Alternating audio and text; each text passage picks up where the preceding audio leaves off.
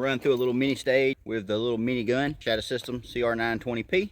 Been playing with this thing, trying to get the round count up. Figured this would be a good way.